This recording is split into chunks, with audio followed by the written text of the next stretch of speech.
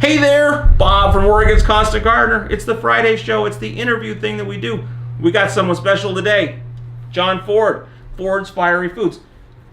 You grow peppers. I do. You're lots of peppers. The famous pepper guy locally here and even kind of like all over, right? Pacific Northwest. Starting to build a name for myself. Yeah. So how did you? Well, first of all, you sell? You sell this stuff. You start off a hobby. You got into making it a business. So you sell the peppers. You sell starts. You sell seeds. What do you? Yep. I sell seeds, pepper plants, fresh fruit. After harvest, if I have extra. Okay. Yeah. So you got like a little peppers. You got a little small farm, basically. Yep, I do. Yep. Oh, cool. I run it out of my house here in Eugene, and it went from a small little hobby / obsession. And next thing I know, I'm selling starts on Craigslist. This is about 5 or 6 years ago, and the demand just grew and grew and grew, and then. I built a name for myself. I use Facebook and Craigslist as my sort of my foundation and or my platform, and then just boom, just blew up, man. Well, obviously you're handsome and wildly charismatic, but I would assume that it was probably the quality of the peppers and stuff. So I guess before we talk about how you got to making the amazing peppers,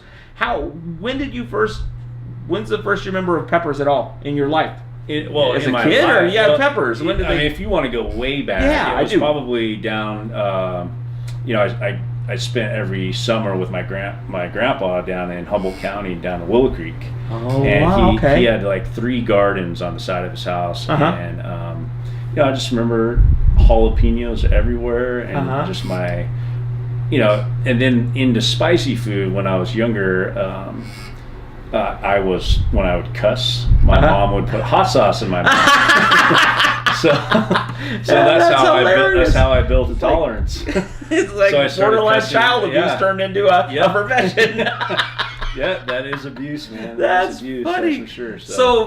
So were you helping him in the garden, or were you just like aware of the garden? No, I helped him help water and just pull weeds and just kind of maintain the garden. So that's cool. But when Ford's Fiery Foods, like the idea came about was, so it was my buddy Shag, myself, and Chris. We were at Shag's house, and Shag's he's a local glass blower. Chris is a good friend of ours, and he makes just killer hot sauces. I mean, he makes just amazing hot sauces. So we're all standing around in his yard. We're looking at this ghost pepper plant that he had. It was really just sick. It was had whatever deficiency you can think of, and it had 1 ghost pepper on it, and it was just shriveled up and a bunch of yellow leaves and 1 pepper hanging on by a thread. Charlie Brown Christmas tree, with a ghost pepper on it, and so we started talking about starting up this company, and Shag would be the glass blower. He would blow these really fancy hot sauce bottles. And Chris would be the hot sauce maker, and I would be the grower. Soup to nuts. You're going to do the whole process. Yeah, we had big dreams, and then nothing came of it. As it often does. Except for my interest in, it was sort of a challenge. Like I wanted to grow these ghost peppers. Because you saw this sickly little plant. I saw this poor sick. I wanted to adopt that chili pepper plant and take it on, and so that's what happened. Like my interest, it sparked my interest, and next thing I know, I'm sitting up till 2 o'clock in the morning, like purchasing all these rare chili pepper seeds from around the world, and next thing I know, I got a garage full of chili pepper plants. So did you have a garden at that point? Were you growing other stuff? Nope. Now at that time, no, I wasn't growing anything. It just, I started buying all these seeds and converted we had a little spare bedroom or guest house. Okay, so you were doing indoor growing. Still are, I assume, for some part of it at least. Yep. Indoor growing. Had you ever grown indoor anything at all or anything? Oh, yeah. So you were aware of the process. You this was like this got you kind of back into it because it was a challenge, something that was interesting to you. Yeah. So how did it go? Was it all wine and roses, or did you have challenges? It was a horrible experience in the beginning, man. It was like, I grew indoors, and with growing indoors, you typically, you take away all natural predators It's a from brittle outside. system. It's It like is. you're Yep. dancing on the head of a pin. Yep, you take Yeah. away ventilation, proper air quality, and the natural pests or natural predators. So Well, and your soil's this deep. They can't go looking for what they need. Right. You got if it's in that room, you brought it there. Yep, Yeah, exactly. yeah. So it was, it was a learning experience. It was kind of my blueprint year for growing chili pepper plants. And, I started indoors with a heat mat inside of a fish tank with like a 4-foot grow light inside the fish tank. And I covered the fish tank. You thought you need to have it all sealed up, I right? thought I had to have it all sealed up. Next thing I know, there's thousands of white flies and there's aphids everywhere. And I had no idea what had happened. So Wow.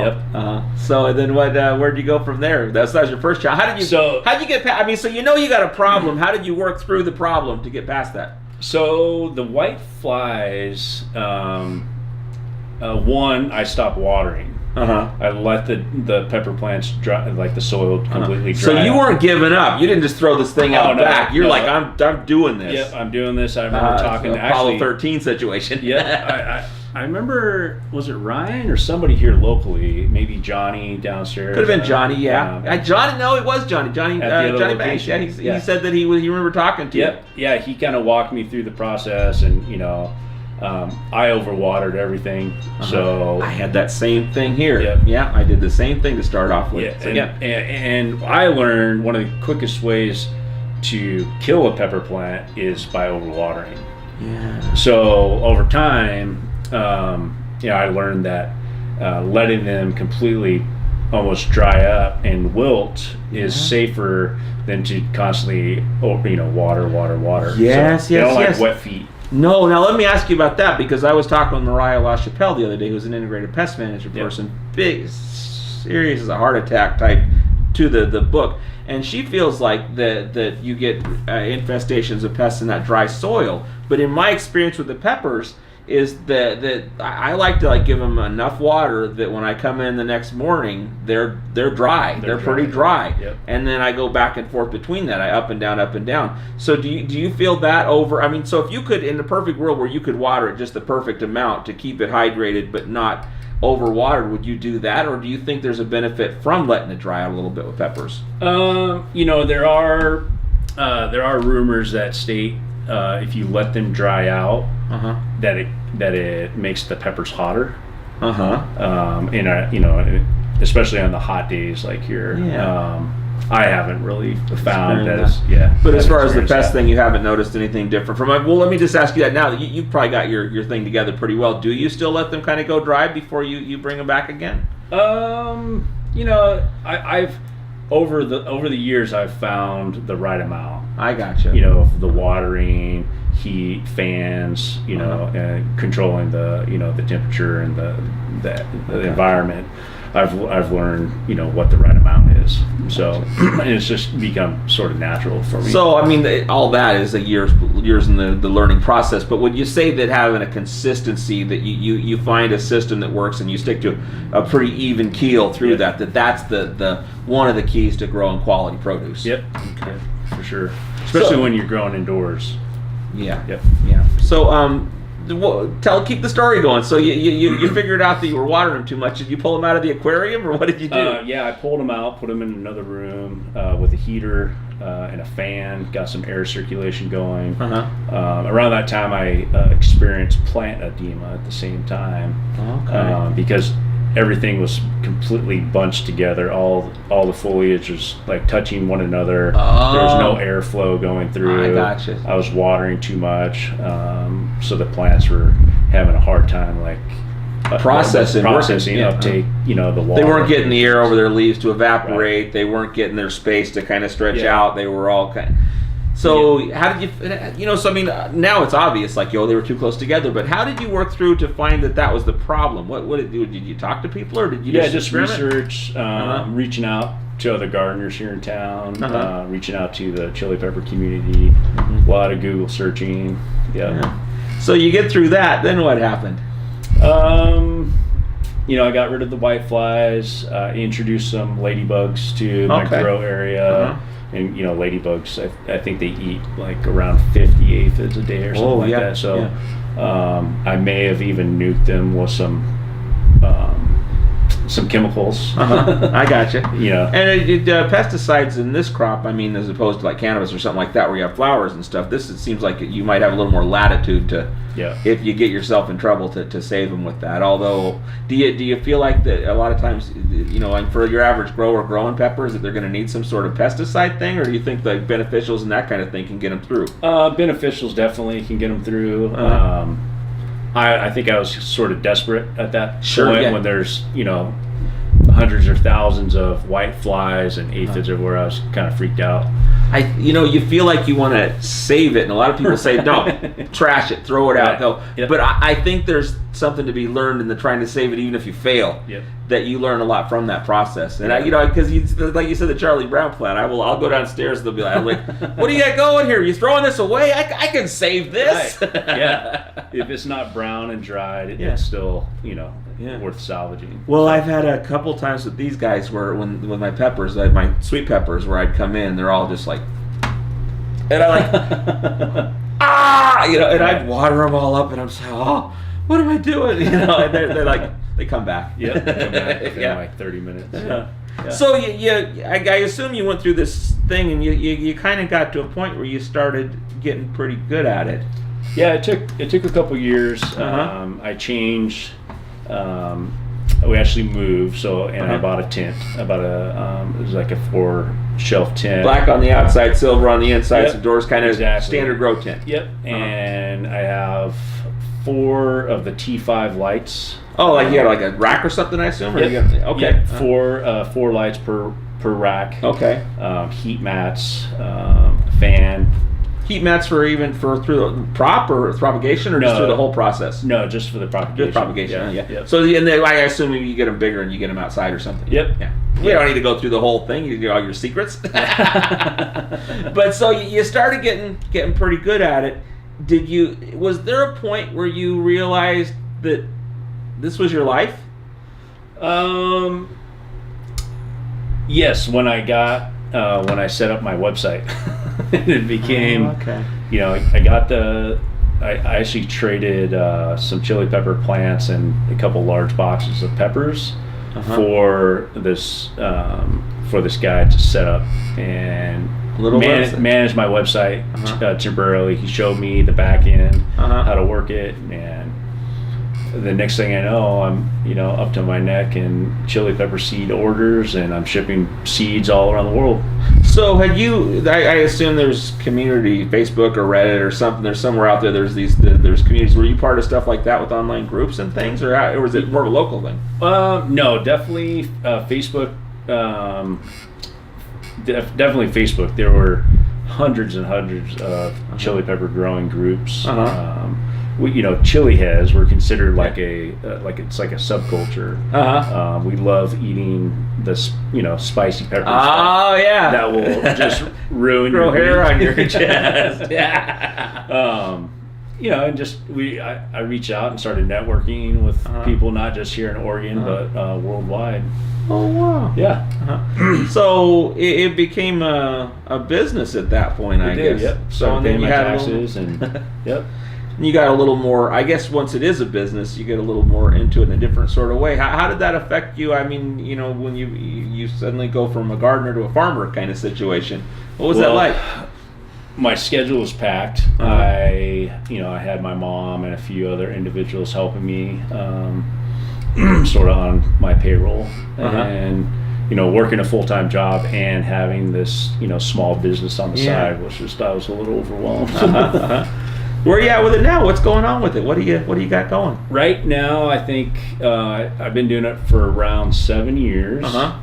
I will hopefully be moving to another part of Eugene here in a couple months. I'm still a licensed small nursery. I have my nursery stock license.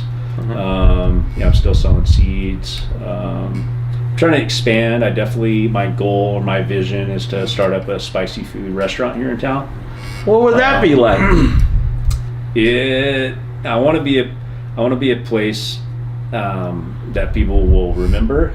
The cheers of hot peppers. Exactly. And also fear at the same time. There's some, hot wing joints here in town.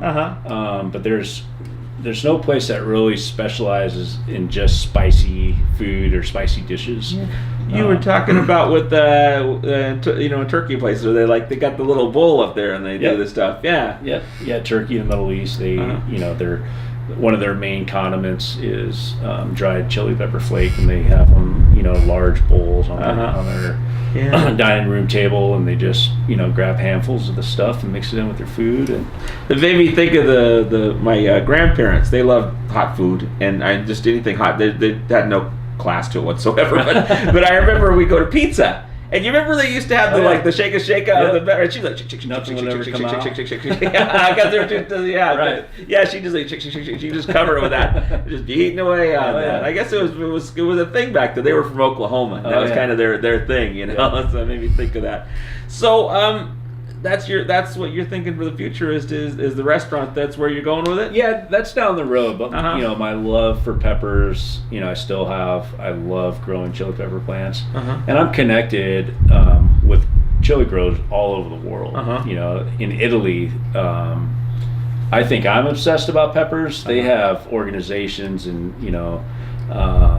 corporations dedicated to cultivating chili peppers. Really? Yeah. Wow. It's pretty amazing what they're doing out in Italy. I have some connections. I've started to work out where if I produce a chili variety here in Oregon that doesn't produce enough seeds for me this year, what I do is I ship dozens of seeds down to Australia. So while we're sitting here in 2 feet of snow, my buddy Mark down in Australia is producing those chili pepper plants or those chili seeds for me, and then he'll just mail them back to me, and I'll add them to my website. Wow! So it's a genetics experiment on some level of create. Are you creating new peppers? Is that what's going on? Or is I do cross some varieties. It is, you gotta document everything. You gotta tag all the peppers. You never know if a cross takes until the following year. You have to cross the peppers, then grow out those seeds from that pepper the next year, and see if it's the genetic or the phenotype of the peppers change or the foliage change. So you don't ever really know until you grow them out a year or 2 or 3. So it's a lot of patience. It is. Yeah. Yeah, and once you do have a cross, it takes about 7 to 8 grow seasons to stabilize that variety through selective breeding. So what you do is if you created that cross and then the next year or the second year it produces a certain phenotype, a pepper with like a long tail, and that's what you're looking for, you collect the seeds from that one pepper and not the other ones, and then you try to reproduce that year after year after year through those it's a selective thing. So when you're actually crossing it, is it like a grafting thing or a cloning thing, or what is it? It's just a matter of using you can use tweezers to rip off the petals of the flower, and then use a paintbrush and wipe the pollen from one flower, one male male, and then put it on the other flower. Oh my goodness! So it's basically simulating a bee going from one variety over to the next. And that's how we have all these peppers is from bees. Yep. Wow. It's pretty intriguing. Yeah, it's fascinating. Yeah. It's like a trip through history and science and around the world and stuff. Yeah, Kalapuya High School contacted me, their agriculture department. I connected them with, or I gave them like 8 chili pepper plants, and they want me to come in here pretty soon and demonstrate my crossbreeding technique to them, because they've struggled over the last couple of years, like with creating their own varieties. I found with a lot of that stuff, a lot of why we're doing this show is because it's not so much the science of explaining it to someone, as it is showing them how to do it. Because once you see it, like, oh, I get it. Okay. Yep. Well, cool. Yeah. So I guess you got some peppers and stuff to show us, right? Yeah, I brought a few of the varieties that are ripening at my property right now. A few of them are Syrian varieties. I got one super hot and some really unique. It's called bubblegum. Okay. They're crosses. It's a genetic mutation that was discovered in the UK a few years back. It's really odd because the color of the pepper, once it starts to ripen and mature, the color of the pepper bleeds into the calyx. Well, let's get them up here on the table and show you. Let's check it out. Okay, so what do you got here? Okay, so these are a few of the Syrian and Turkish varieties that we offer. So this is called the Amisa pepper. Let's show it up to the. This is a rare heirloom variety. The Amisa is sweet. And if I remember correctly, it sort of tastes like a pear. Oh wow! Yep, Really? Yep. It's Cool. got a hint of like a bell pepper taste, but then the fruit flavor kicks in. Wow. This one is. That one looks mean. It is. This is well over. This is hotter than a ghost pepper. This is the lava scorpion. This will definitely piss you off. This is one of the bubblegum crosses that we grow. So this is a Let's go real close with the thing. This is a 3 variety cross. So this is a cross between a Thai pepper and a bubblegum 7-pot pepper. And then that cross was crossed with the Pimienta de Nieve from South America. Wow. So what's unique about these peppers, like I was explaining, the calyx, the color of the pepper actually bleeds into the calyx, and if you keep it on long enough, the whole stem will turn red. Oh wow! So this is one of the red ones. This is a bubblegum cross with the jelly bean habanero, and this is a yellow one. You can see here's the stem. This is the calyx, and the color of the pepper is starting to bleed in into the stem. And the whole calyx is yellow as well. This isn't ripe all the way, but let's see. Got those. This is the Hascoria pepper. Nope. This is the Hascoria pepper from Syria. Really sweet. I think it's got about a jalapeno heat. Sort of tastes like an orange. Wow. Yeah, real citrusy. So do you go ahead? Do you cook with these? I do. Yep. This is a really good snacking and cooking pepper. This is extremely sweet, no heat. It's called the Capia Biber from Turkey. It's a landrace variety over there. I mean, it's one of the it's a variety that they mass produce thousands of acres. It's like sort of like we do bell pepper jalapeno. here. Yeah. Yep, right, exactly. Okay, yeah. Yep. Then we have the world famous Aleppo pepper. This is the pepper that you would find. This is from Syria as well. You'll find, I'm sure you've heard of the Aleppo pepper flake. Yeah, sure. So what they do over in the Middle East is they sun dry these, and from the sun drying process, it gives it sort of a natural smoky flavor. Then they grind up the flake. They add oil and salt to the flake. And it's just, the flavor is just unreal. It's smoky. It's got a little less than a jalapeno heat. And this one right here, these peppers actually get a lot larger. I just took the smaller one, but this is called the Urfa. Bigger all the way around or longer? Longer. Okay. I didn't grab the other ones because I was going to give these to you. But this is called the Urfa Biber. From Turkey as well. Okay. Really sweet. I'm trying to remember. It has like a hint of raisin flavor to it. Really? It's got spicy. It's thick walled, but it's great. It's great for drying. They do a process over in Turkey called sweating peppers. And what they do is they take these peppers, they let them ripen up, and then they take string and they bind the string really tight around the peppers and let it sit overnight. And when they take the string off, the peppers have actually turned purple. and then they grind that up once they're dry, Uh-huh. and do the same thing that they do in Syria, where they add the salt and the oil, and it makes like a little sauce or chutney, or I don't know yeah, what you call it. They do a sauce, and they also do the chili pepper flake. Yep. Oh, so it's like a dry type flake thing. Yep. Oh, Yep. okay. Wow. Well, very cool. Yeah. Well, thank you so much for coming in and doing all this. Yep. Tell us about what you got here. So this is actually called the Trinidad X, but it's turned out something other than what it was supposed to.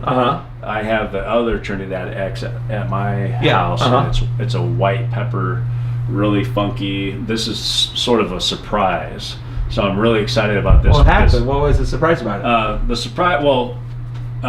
surprise is every single one of these peppers have these really long tails. Oh, a little stinger on there. Yeah, little stingers. Every single one of them. Is that a genetic trait that they for survival or something? Is it just it is what it is. It is what it is. I don't know. I mean, the other ones, the other Trinidad X was like a white color, and they turn orange. These I've yet to see a ripe pepper, so I'm not sure what color they're going to be. You want to get a close up? Yeah, we'll get a close up of it. Let's see there. Okay. Oh wow, very cool. Yeah, pretty cool. Yeah, it is. And those will hurt you for sure. Oh yeah. So when you guys, I've seen the videos. You just eat those things and then. You want to do it? No, fuck you no. You want to just try a little sample. Just a little. I gotta work this week. Just a little tiny. All right. You got some snips. Yeah. I got some snips right here. This is see. So this is the stupid. lava scorpion. I'll give you just a little. This is a terrible. You don't have to work, so you're gonna. Oh well. This is the price of fame. Well, I got guess. the guys. I got the guys downstairs. So you want smaller than that? No, that's probably okay. All right, let's do a little close up. Okay. So this is the lava scorpion, and then these things. All right. Do I touch it or just? Oh, That's still good. All right, now stop. The dirt. Yeah, just chew it up for a couple seconds if you can. Yeah, that's gonna harm me. What do you think? That's see, we've done hot peppers here before, but my tongue burns obviously. Right. But my head's kind of tingling a little bit. Your eyes are getting red. Yeah. And now I gotta go do another video after this video. Watch your hands. Oh. You want to make sure to wash your hands really well. I just swallowed a little bit, so now it's my whole mouth. Your mouth salivating. Yeah, you suck. Well, so now you've harmed me. Yep. I've seen some cool stuff, and thanks a lot for coming in and telling us about your story. Yeah, thanks for having me. Yeah. And look forward to coming back. Very cool. Yeah. Thanks a lot. Yeah, cool. Thanks, man. Yeah. They get you? Oh, yeah. For more information about anything on today's show, go to our website, OCGFAM.com. It's the OCGFAM Show. It's pretty good. It happens every day. It's the OCGFAM Show.